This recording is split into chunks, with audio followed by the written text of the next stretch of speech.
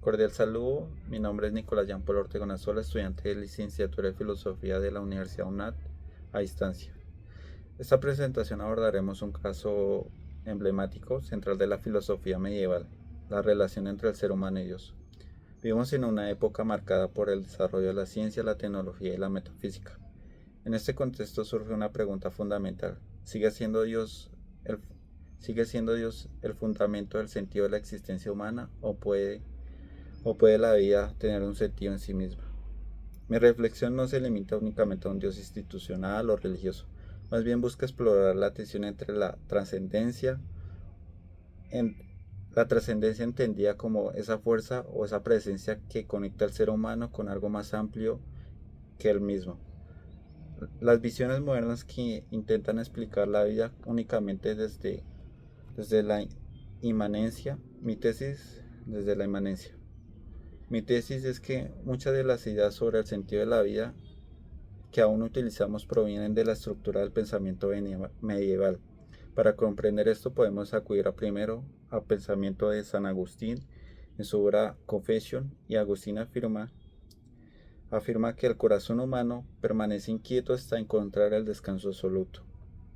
Sin embargo, Agustín va más lejos en su obra Trinity, donde sostiene que las huellas de Dios pueden encontrarse en nuestro propio espíritu humano. Para él, así como Dios es Padre, Hijo y Espíritu Santo, el alma humana posee también una especie de Trinidad interior, compuesta por tres facultades: memoria, entendimiento y voluntad.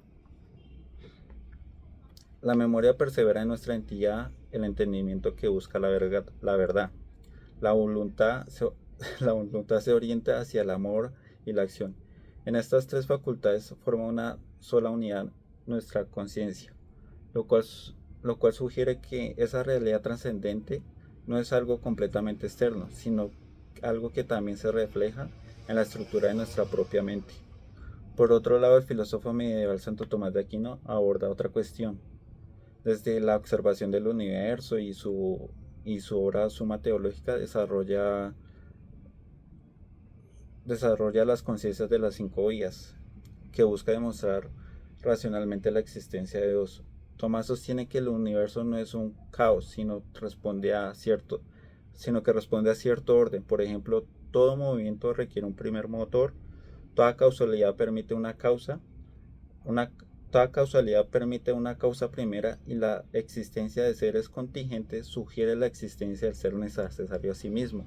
Tomás habla de los grados de perfección que observamos en el mundo, de una inteligencia ordenadora y que dirige la naturaleza hacia ciertos fines.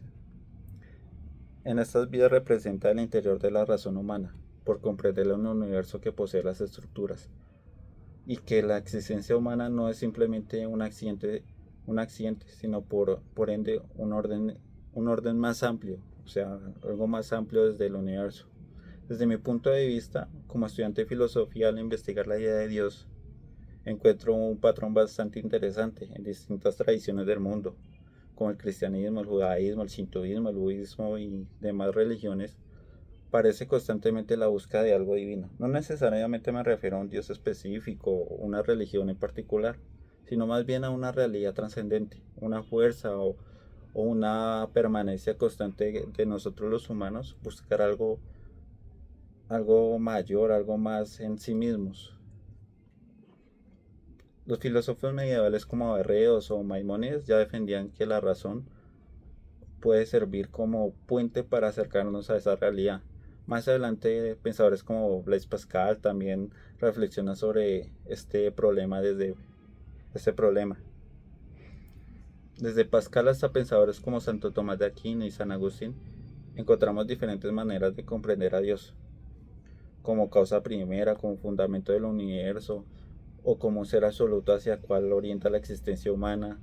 Sin embargo, más allá de estas diferencias parece existir una institución en común. La idea de Dios aparece de alguna manera en el interior del ser humano. Esto nos lleva a una pregunta profunda. ¿La creencia de Dios es algo que realmente existe de nosotros? Algo que ¿La creencia de Dios es algo que realmente existe fuera de nosotros, o es también necesaria el interior del ser humano para comprender su propia existencia? Creo que aquí podemos hacer una comparación interesante. Así como los físicos buscan descubrir las leyes que gobiernan el universo, nosotros como filósofos o teólogos o metafísicos intentamos comprender algo más profundo, creería yo, no sé. Si existe un fundamento o un último de la realidad, porque existe, porque existe algo en lugar de nada.